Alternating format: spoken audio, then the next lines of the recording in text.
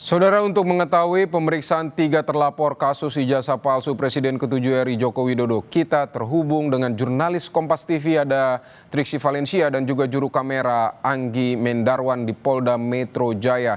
Triksi, selamat siang. Bagaimana pemeriksaan 3 terlapor kasus ijazah palsu Jokowi ini dan apa yang akan digali oleh penyidik?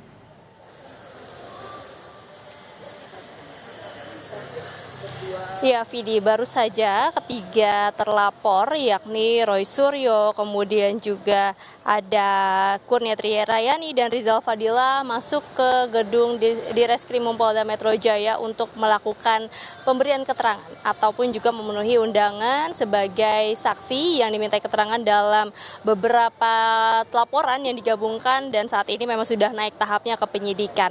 Nah, tadi sebelum masuk ke dalam memang ada beberapa keterangan yang disampaikan baik dari penasihat hukum maupun juga dari Roy Suryo dan juga beberapa rekan lainnya. Seperti kalau misalnya saya kutip dari penasihat hukum Roy Suryo dan lainnya yakni Ahmad Kozinudin, ada beberapa poin tadi yang bisa diperhatikan. Yang pertama adalah bagaimana dirinya melihat terkait dengan adanya pencabutan maupun juga pemasukan pasal-pasal. Nah, ini yang menjadi pertanyaan, bagaimana pasal-pasal yang di penyelidikan itu dimasukkan, kemudian di dalam penyidikan ini kemudian dihilangkan, termasuk sebaliknya ketika di penyelidikan tidak ada, namun pada saat penyidikan ini ada. Nah, ini yang menjadi pertanyaan besar bagi Roy Suryo dan juga penasihat hukum, mengapa kemudian ada pasal-pasal yang berbeda, ada yang tiba-tiba masuk, ada yang tiba-tiba hilang, begitu. Itu menjadi pertanyaan, termasuk juga laporan-laporan ini sebenarnya kalau di total ada 6 laporan, termasuk juga salah satunya adalah laporan pileg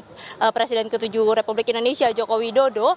2 diantaranya ini dicabut ketika akan memasuki ke tahap penyidikan. Jadi memang dari 6 laporan yang masuk di awal, ini hanya sisa 4 laporan saja yang kemudian sudah gelar perkara dan dilihat adanya unsur pidana sehingga pada Juli dilakukan penaikan status, yakni saat ini adalah penyidikan. Maka dari itu kehadiran Roy Suryo dan juga teman-temannya pada hari ini adalah saksi pertama kali statusnya sebagai saksi untuk pertama kali pemeriksaan dalam tahap penyidikan. Nah, itu tadi yang pertama. Lalu kemudian juga yang dipertanyakan adalah bagaimana penyidik ini nampaknya atau diasumsikan oleh penasihat hukum yakni mereka kejar target dan adanya kriminalisasi. Nah, ini yang dilihat juga dari beberapa hal seperti misalnya tadi ada pasal-pasal yang berbeda, kemudian juga bagaimana cepatnya laporan-laporan yang masuk ini kemudian naik statusnya menjadi penyidikan, termasuk juga yang dilihat adalah bagaimana saksi-saksi yang dipanggil ini nampaknya tidak sesuai ataupun juga tidak ada relevansi.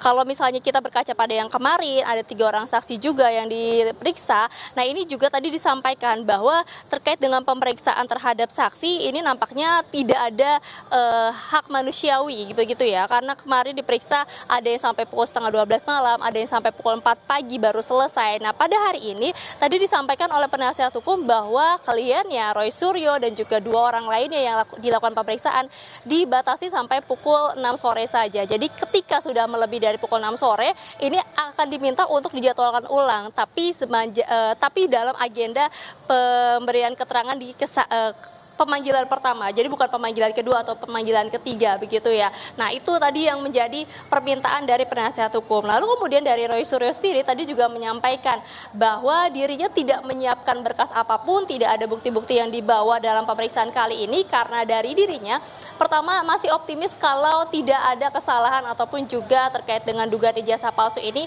yang dilaporkan kepada dirinya terkait dengan pencemaran, kemudian penghasutan, ini tidak dilakukan oleh dirinya. Nah, kemudian juga yang kedua, bagaimana apa yang disampaikan oleh penyidik dalam beberapa waktu lalu ini tidak terbukti ataupun juga bisa dibantah oleh Roy Suryo. Maka dari itu tadi disampaikan bahwa saat ini dalam penyidikan dan pemberian keterangan sebagai saksi dirinya tidak mempersiapkan apapun, tapi akan menjawab setiap pertanyaan-pertanyaan yang relevan karena ada beberapa pertanyaan yang dianggap Roy Suryo ini tidak relevan dengan laporan-laporan yang masuk maupun juga surat yang sudah diberikan kepada dirinya atau surat pemanggilan yang diberikan kepada dirinya untuk datang memberikan keterangan sebagai saksi. Maka dari itu nanti kita juga akan lihat video apakah kemudian ada keterangan-keterangan yang tidak diberikan ataupun juga pertanyaan-pertanyaan yang tidak dijawab oleh Roy Suryo karena memang dianggap ini tidak relevan. Seperti dengan sama yang kemarin juga ada beberapa pertanyaan yang kemudian dikatakan tidak relevan diberikan kepada para saksi ataupun juga dimintai keterangannya kepada para saksi. Contohnya misalnya kemarin itu ditanyai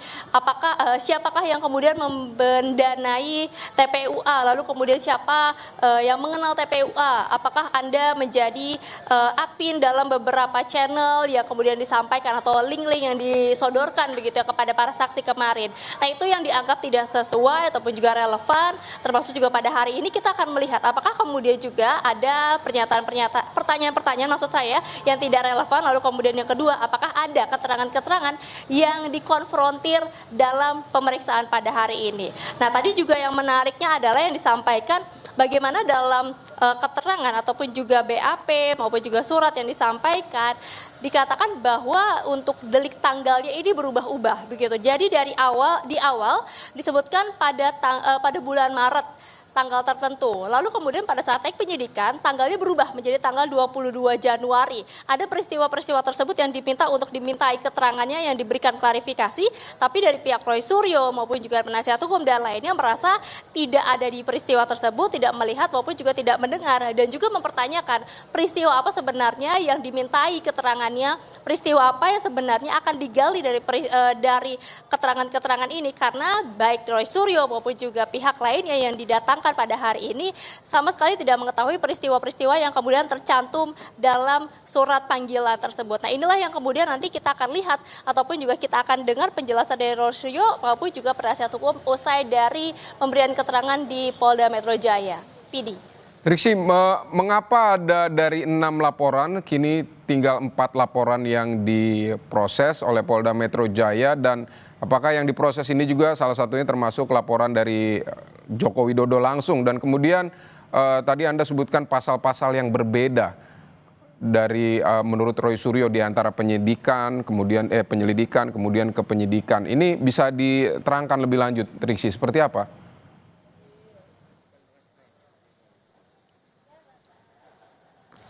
Ya, Vidi, terkait dengan 6 laporan yang masuk, sebenarnya sudah disampaikan oleh Kombes Pol Ade Ari, Kabid Humas Polda Metro Jaya, yakni dari 6 laporan yang kemudian ditindaklanjuti oleh pihak kepolisian dalam hal ini adalah Polda Metro Jaya yang kemudian laporannya ini digabungkan karena dari beberapa Polres ya digabungkan di Polda Metro Jaya ada 2 laporan yang kemudian dicabut. Jadi dari pelapor sendiri kemudian mencabut laporan tersebut sehingga memang tidak ditindaklanjuti oleh pihak kepolisian. Nah sementara 4 laporan lainnya ini tadi dibagi menjadi 2 golongan. Yang pertama ini adalah peristiwa terkait dengan dugaan pencemaran nama baik dalam satu laporan polisi. Lalu kemudian peristiwa keduanya adalah terkait dengan dugaan penghasutan orang lain. Ini ada 3 laporan polisi. Jadi 2 peristiwa ini yang sudah naik ke penyidikan dan dari 4 laporan ini salah satunya adalah milik dari Joko Widodo yang dilaporkan pada 30 April kemarin.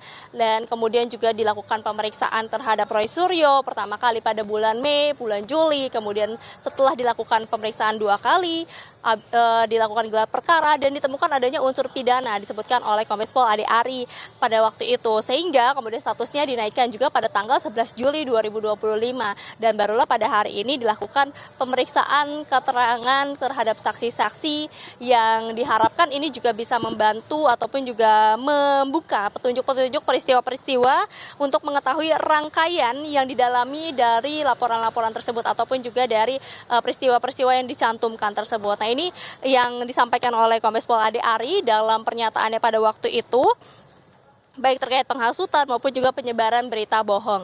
Nah kemudian tadi kalau misalnya terkait dengan pasal-pasal apa yang berbeda, tadi dikatakan seperti misalnya ada dugaan pencemaran, lalu kemudian tiba-tiba dimasukkan lagi ada terkait dengan Undang-Undang ITE. Lalu sebelumnya itu ada pasal terkait dengan kebohongan yang kemudian pada saat penyidikan ini hilang.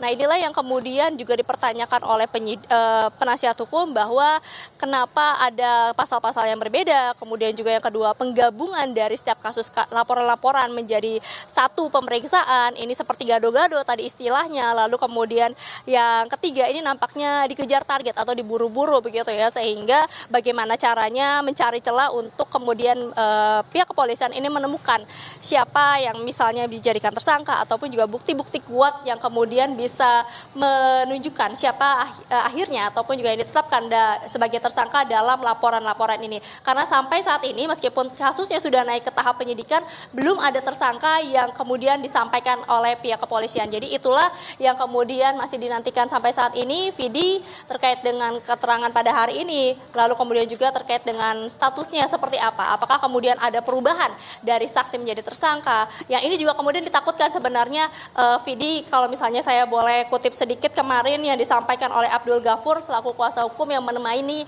3 orang saksi yang dilakukan pemeriksaan kemarin, selain menyebutkan bahwa ada ada pernyataan-pernyataan yang tidak sesuai atau pertanyaan yang tidak sesuai.